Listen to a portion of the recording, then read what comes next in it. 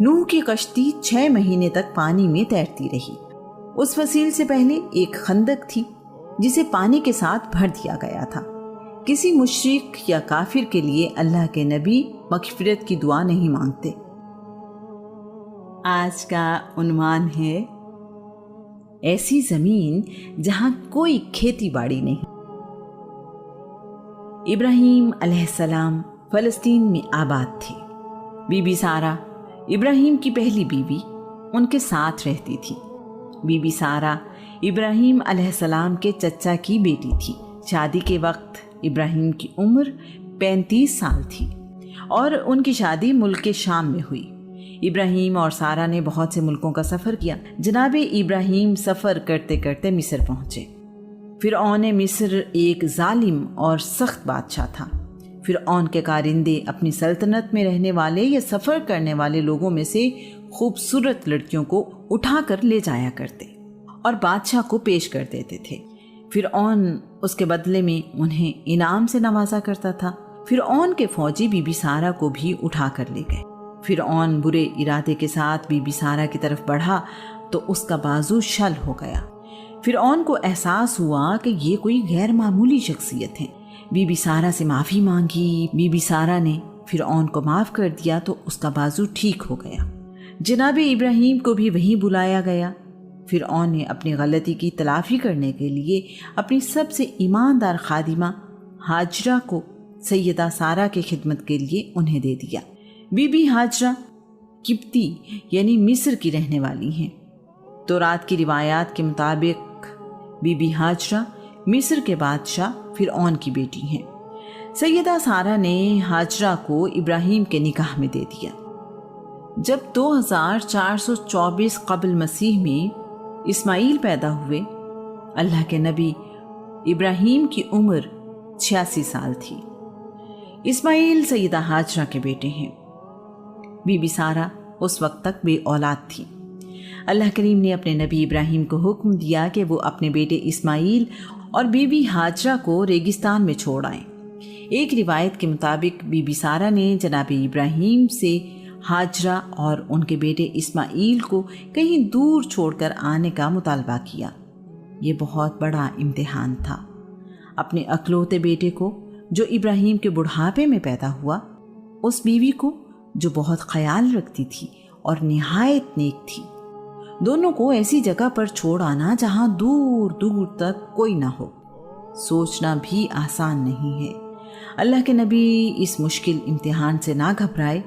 ایک خیمہ، چند کپڑے، کھجوریں اور پانی ساتھ لیا۔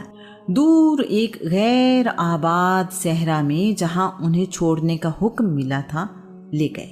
انہوں نے فلسطین سے جنوب کی طرف 1235 کلومیٹر کا سفر طے کیا۔ اللہ کے نبی اور ان کے خاندان نے اونٹ پر 40 دن سفر کیا تو یہاں پہنچے۔ کیا بی بی ہاجرہ کو یہاں سے واپس اپنے گھر جانے کی کوئی امید ہوگی؟ اندازہ کریں اس صبر اور شکر کرنے والی بیوی کے حوصلے کا۔ بی بی ہاجرہ کی عمر اس وقت 40 سال تھی۔ اللہ کے نبی کے کہنے پر عمل کیا۔ ویرانے میں اپنے دودھ پیتے بیٹے کے ساتھ چلی آئیں۔ صرف یہ پوچھا، آپ ہمیں کس کے سہارے یہاں چھوڑ کر جا رہے ہیں؟ ابراہیم کا جواب تھا، واحد اور مہربان رب کے سہارے۔ بی بی ہاجرہ نے اطمینان سے کہا، ٹھیک ہے، مجھے یقین ہے کہ ہمارا رب ہمیں اس امتحان میں کامیاب کرے گا۔ یہ بات بھی قابل ذکر ہے کہ اس وقت وہاں کوئی آبادی نہیں تھی۔ یہاں رکنے کا فیصلہ کس کا تھا؟ کیا یہ فیصلہ ابراہیم نے کیا یا سیدہ ہاجرہ نے؟ کیا سیدہ سارہ نے انہیں اس جگہ چھوڑنے کا مطالبہ کیا تھا؟ کیا یہ فیصلہ ہمارے رب کا نہیں تھا جس نے یہاں اپنا گھر بنانے کا فیصلہ کیا ہوا تھا؟ ہم اپنے اور اپنے گھر والوں کے لیے بہترین آسائش، آرام اور تمام نعمتوں کا انتظام کرتے ہیں۔ اچھا گھر، زندگی کی آسانیوں کا سامان، خوشحالی اور بہت کچھ۔ کبھی گمان میں بھی اپنے گھر والوں کو تنہا نہیں دیکھنا چاہتے۔ سبزہ تھا، نہ ہی پانی کا وجود، اگر تھے تو سخت اور خشک پہاڑ، پتھر اور تنہائی، وحشت اور گھبراہٹ۔ اللہ کریم محبت کرنے والوں کا خوب امتحان لیتا ہے۔ کہاں جا بسنے کا حکم ہوا؟ ایسی زمین پر جہاں کوئی کھیتی باڑی نہیں۔ اللہ کے نبی ابراہیم نے خیمہ لگایا۔ بی بی ہاجرہ اور اسماعیل کو اللہ کریم کے حکم پر یہاں چھوڑا اور واپس فلسطین روانہ ہو گئے۔ اب ماں بیٹا اللہ کریم پر بھروسہ کرتے ہوئے اس وادی میں رہنے لگے۔ کچھ دن گزرنے کے بعد پانی ختم ہو گیا۔ اب یہاں تنہائی کے علاوہ پریشانی بھی تھی۔ زندہ رہنا مشکل ہو گیا۔ اس پریشان کن صورتحال میں بھی بی بی ہاجرہ کا اپنے رب پر یقین کم نہ ہوا۔ پیاس جب بہت زیادہ بڑھ گئی تو بی بی ہاجرہ نے اپنے خیمے کے باہر ایک چادر اس سخت زمین پر بچھائی، اسماعیل کو اس پر لٹایا اور خود پانی کی تلاش میں نکلی۔ باہر تو کچھ بھی نہیں تھا، لیکن اللہ کی اس نیک بندی کو یقین تھا کہ کوئی نہ کوئی صورت ضرور پیدا ہوگی۔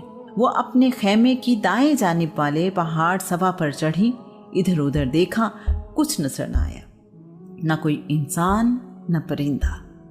نظر بھی کیسے آتا، یہاں کوئی تھا ہی نہیں۔ پہاڑ کی چوٹی سے ان کا بیٹا انہیں نظر آ رہا تھا۔ ماں کو تسلی تھی کہ میرا بیٹا میری نظروں کے سامنے ہے۔ جب کوئی صفا پر جا کر کچھ نہ ملا تو نیچے اتری اور اپنے خیمے کی بائیں جانب والے پہاڑ مروہ کی طرف جانے کا ارادہ کیا۔ کوہ صفا سے نیچے وادی میں آئیں تو اب بیٹا نظر نہیں آ رہا تھا۔ ماں کو چین کیسے آتا؟ ماں کی محبت نے مجبور کیا۔ وہ اب چلنے کی بجائے دوڑنے لگی۔ جب تک انہیں بیٹا نظر نہ آیا دوڑتی رہی۔ بیٹا نظر آیا تو دوبارہ چلنے لگی۔ پہاڑ پر چڑھنا اترنا آسان کب ہے؟ اب وہ کوہ مروہ جو ان کے خیمے کے بائیں جانب ایک پہاڑ تھا اس کے اوپر چڑھی۔ یہاں بھی کچھ نظر نہ آیا۔ دوبارہ سوچا کہ کوہ صفا پر جانا چاہیے۔ کوہ مروہ سے اتریں۔ جب وادی میں پہنچنے پر اسماعیل نظر نہ آئے تو پھر دوڑنا شروع کر دیا۔ یہاں ہمیں سوچنا چاہیے کہ ایک ماں، بھوک اور پیاس، اکیلی اولاد، وہ بھی ابھی گود، نہ کوئی اور انسان، نہ زندگی کی امید۔ کبھی ایک پہاڑ پر چڑھتی ہیں تو کبھی دوسرے پہاڑ پر۔ جن لوگوں نے پہاڑی علاقوں میں چھٹیاں گزارنے کے لیے سفر کیا ہے جانتے ہیں کہ پہاڑوں پر چڑھنا اور اترنا کس قدر مشکل کام ہے۔ ہم اپنی خوشی سے جاتے ہیں اور بہت جلدی تھک جاتے ہیں۔ یہاں تو ایک ماں اپنے بیٹے کی بھوک اور پیاس کی خاطر پریشانی میں پہاڑوں پر چڑھتی اور دوڑتی ہے۔ اس پریشانی کا اندازہ صرف ماں ہی کر سکتی ہے۔ بی بی ہاجرہ کی بے چینی ختم ہونے کا نام نہیں لے رہی۔ وہ دیوانہ وار دونوں پہاڑوں پر بار بار جا رہی ہیں۔ وہ سعی کر رہی ہیں کہ شاید